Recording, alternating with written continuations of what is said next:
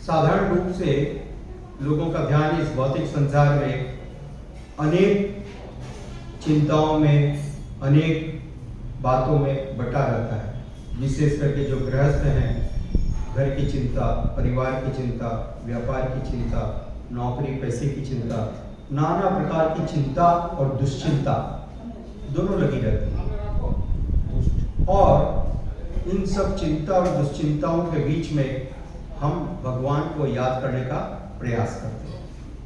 यही कृष्ण भगवान। यहाँ पर महान भक्त श्री भीष्मदेव जी का उदाहरण प्रस्तुत किया गया।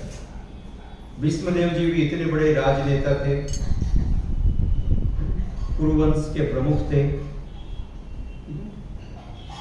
और इतनी सारी जिम्मेदारियां उनके ऊपर थी। इस कारण से उनके भी बहुत सारी जिम्मेदारियां थी, उनका भी ध्यान बहुत भागों में बटा रहता था।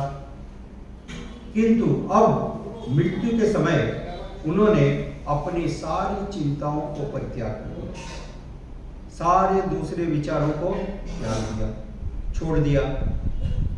ये वास्तविक योग है,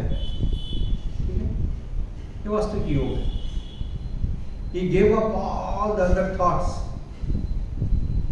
जबकि हम ऐसी परिस्थिति में और ज्यादा आसक्त हो जाएंगे, वही बच्चों का क्या होगा।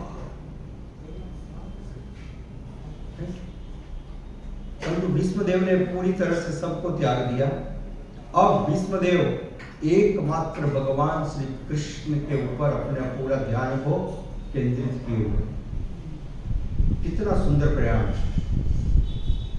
क्योंकि भीष्मदेव अटैच नहीं थे, भीष्मदेव सारी सेवा करते थे। कुरुवंश का उन्होंने रक्षा किया, शासन किया, निर्देशन किया। He did everything, but without attachment, without attachment। इसलिए वो तुरंत छोड़ सके। ऐसा मत समझिए कि हम जो कर रहे हैं और भीष्मदेव भी कर रहे हैं, दोनों एक बराबर है। हम अटैचमेंट के साथ कर रहे हैं, हमारा आंतरिक आसक्ति है। परंतु भीष्म पितामह का आसक्ति नहीं है, वो एक सेवा के रूप में संपादन कर रहे हैं। मेरी रिस्पॉन्सिबिलिटी है, मुझे करना है, राइट? ये अंतर है। इसलिए जब वो सरसैया पर लेटे हुए थे तो उन्होंने अपनी सारी आसक्तियां, जो कि पहले थी नहीं, अब पूर्ण रूप से सारी आसक्ति को भगवान श्री कृष्ण में नियोजित कर दिया। ये बहुत ही विशेष है। श्रील प्रभुपाद जी आगे लिखते हैं, भगवान के अवतरित होने का कारण,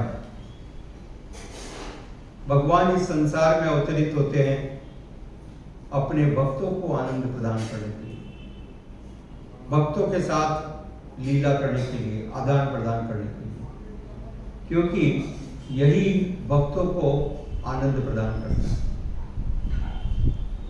ये भगवान के अवतरित होने का मूल कारण है। Although Krishna is always satisfied, Atmaram भगवान है, आत्माराम जो अपने आप में संतुष्ट है। हम सबको बाहर की कोई चीज की आवश्यकता पड़ती है संतुष्टि के लिए, राइट? हाँ, मेरे को ये प्राप्त हो जाए, बिजनेस प्राप्त हो जाए, बिल्डिंग प्राप्त हो जाए, कार प्राप्त हो जाए, I get this new jewellery, then I will be satisfied, right? We have some desire, some or other, and many desires to satisfy ourselves. But Krishna is Atmaram. Atmaram मतलब उनका कोई भी इच्छा है नहीं, भौतिक इच्छा नहीं है संतुष्टि के लिए। वे अपने आप में पूर्ण संतुष्ट है। छोटे से बालक के रूप में जब वो जो वृंदावन में एक जगह पेड़ के नीचे माँ ने सुला दिया, तो भी वो संतुष्ट है, पूर्ण संतुष्ट है। उनकी कोई इच्छा है नहीं, भौतिक इच्छा नहीं है। तो फिर मन में प्रश्न उठ सकता है कि वो क्यों आते हैं इस संसार में, क्यों अवतरित होते हैं? तो उसका कारण शास्त्रों में बताया गया, आचार्यों ने बतलाया, भक्तों को आनंद देने के लिए। क्योंकि जब भगवान इस प्रकार से लीला करते हैं, भक्तों के साथ आदान प्रदान करते हैं, तो भक्तों के मन में असीम आनंद होता है, इमेंस प्लेजर एंड सेटिस्फैक्शन, भगवान के साथ संबंध करके। और विशेष करके कृष्ण कृपा मूर्ति श्रील ऐसी भक्तिवेदांत स्वामी प्रभुपाद जी यहाँ स्पष्ट करते हैं कि भगवान अब भक्तों के जीवन में कोई हस्तक्षेप नहीं करते। भगवान भक्तों को हृदय के अंदर से प्रेरित करते हैं, चेत गुरु के रूप में भक्तों को, ठीक है, परंतु अभक्तों को नहीं, क्योंकि अभक्त चाहते नहीं है।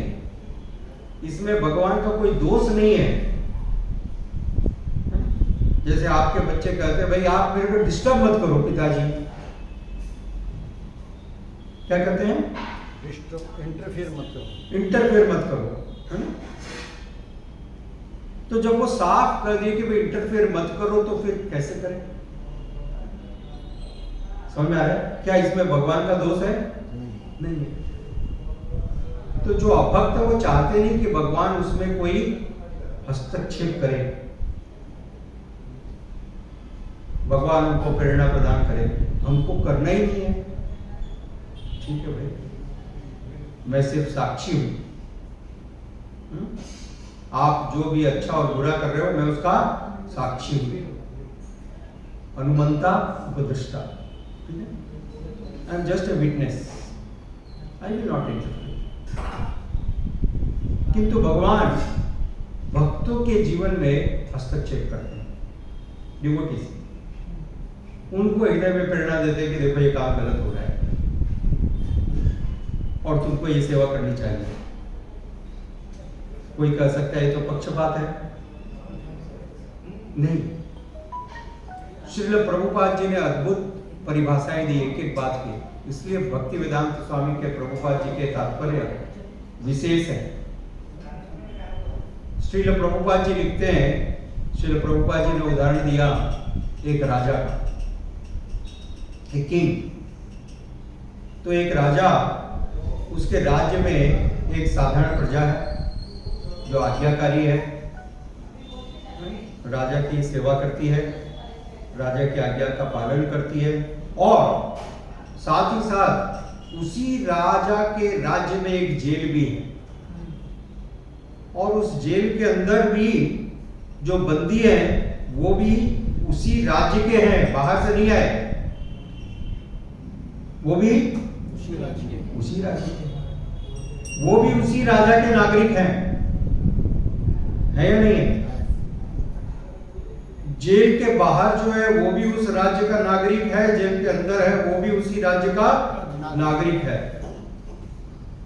परंतु क्या राजा बाहर जो व्यक्ति है और जेल के अंदर जो व्यक्ति है उससे समान व्यवहार करता है? नहीं। क्योंकि जो अंदर है उससे अलग प्रकार का व्यवहार करना मजबूरी है। They understand that language only.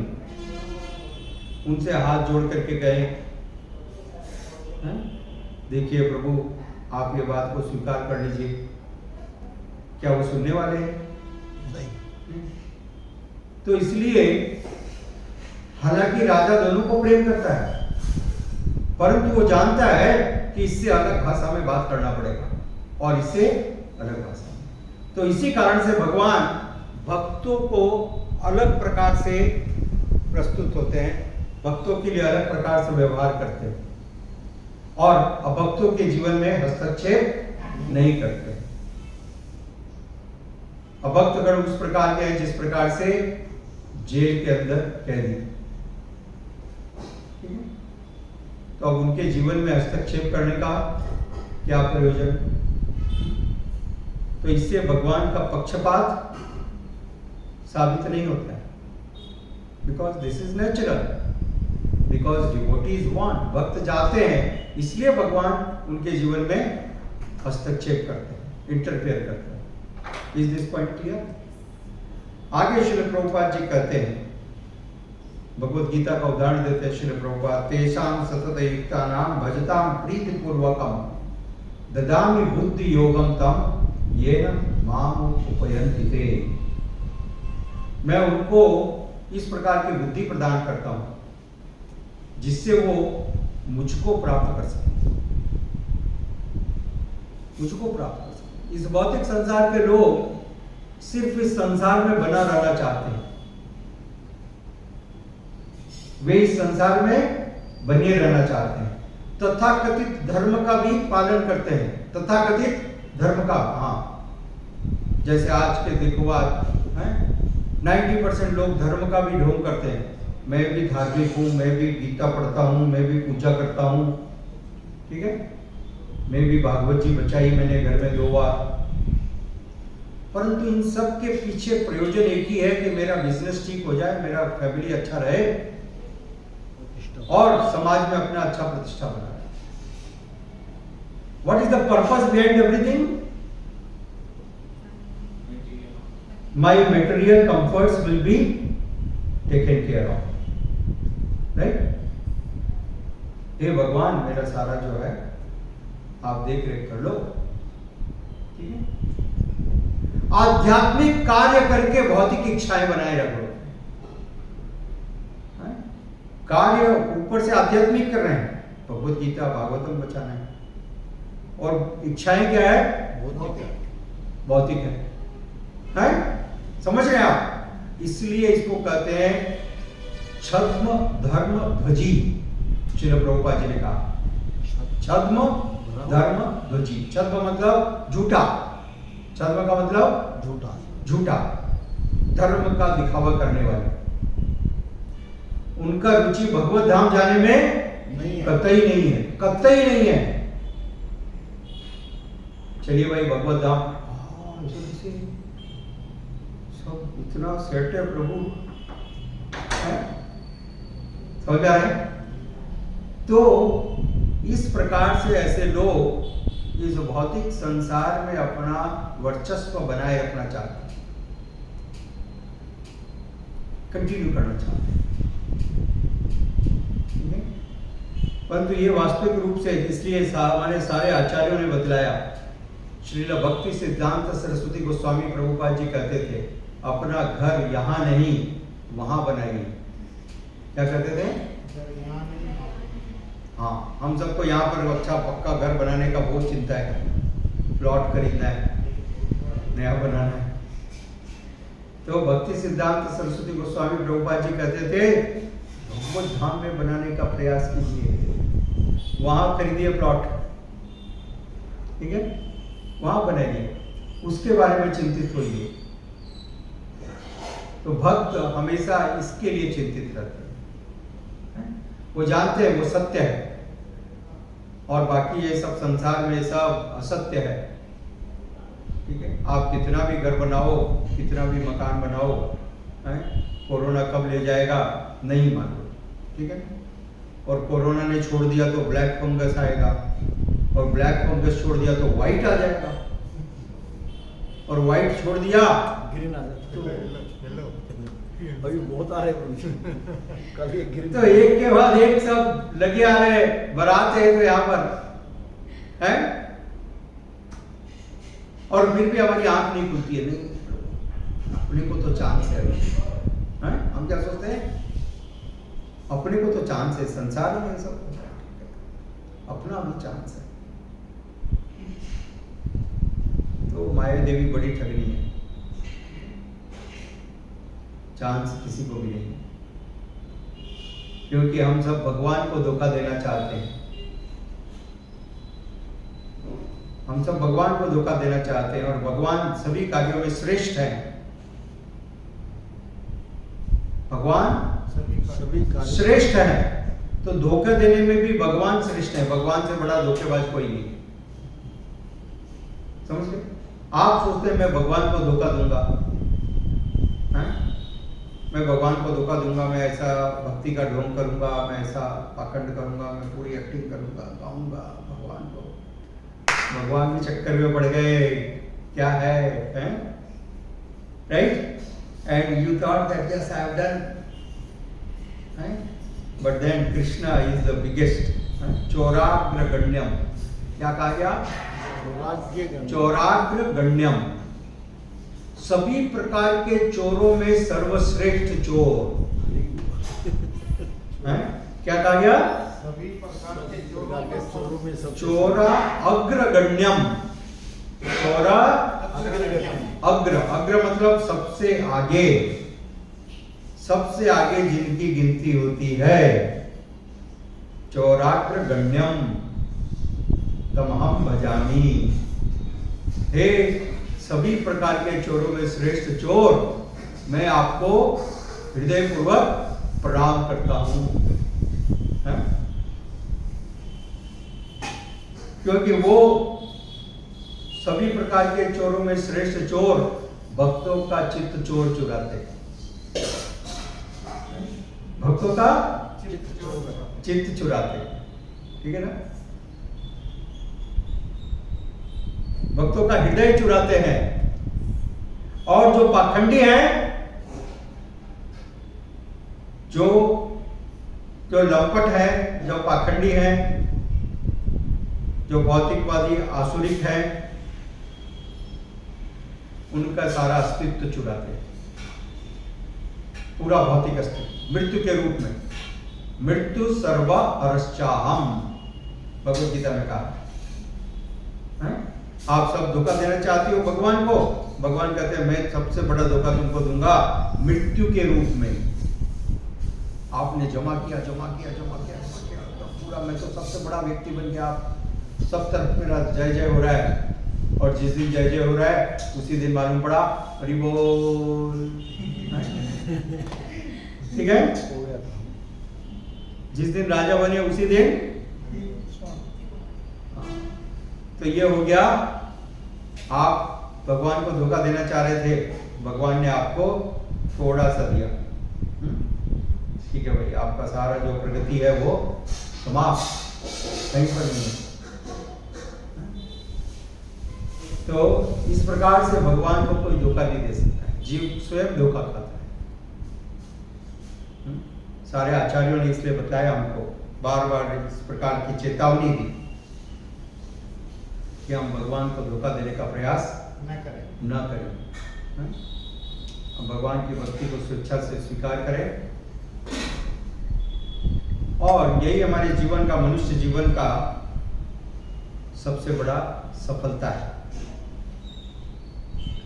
Bhishma Pitamah ने अपने उदाहरण से इस बात को यहाँ पर प्रस्तुत किया, क्योंकि भीष्म पितामह इतने बड़े राजा, सोचिए आप, पूरा विश्व के, he was the great grandfather, सारे कौरव सारे पांडव, दो ही सबसे बड़े राजा थे उस समय, सब के सब उनके प्रति नतमस्तक थे, राइट? सब जगह उन्हीं का राज्य था। तो इतने शक्तिशाली भीष्म पितामह, जिन्होंने इसके पहले वाले श्लोक में वर्णन आया कि हजारों हजारों लाखों सैनिकों को हत्या किया, कोई उनके सामने सर नहीं उठा पाता।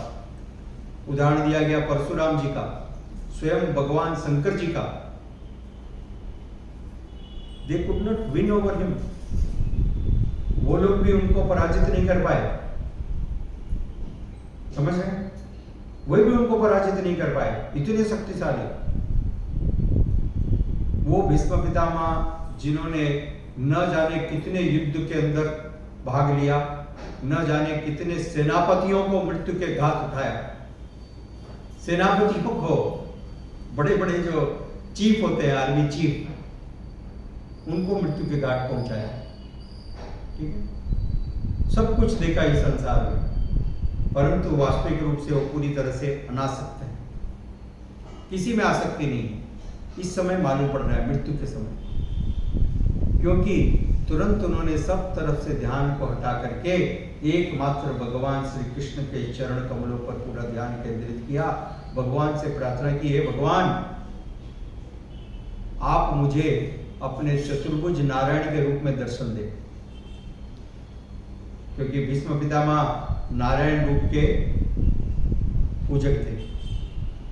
नारायण रूप में भगवान की भक्ति करते थे। तो भगवान ने उनकी इच्छा को पूरा किया और चतुर्भुज नारायण के रूप में उनके सामने प्रकट हुए, पीत वसन धरी हैं, पीले धोती में, उनके शंख चक्र गदा पद्म धारण करके, और भीष्म पितामह ने इतने सुंदर रूप का दर्शन करते हुए पूरी तरह से उनके सुंदरता को अपनी आंखों से पीते हुए भगवान का स्मरण करते हुए इस पृथ्वी से प्रयाण किया। जय श्री प्रभुपाद की जय।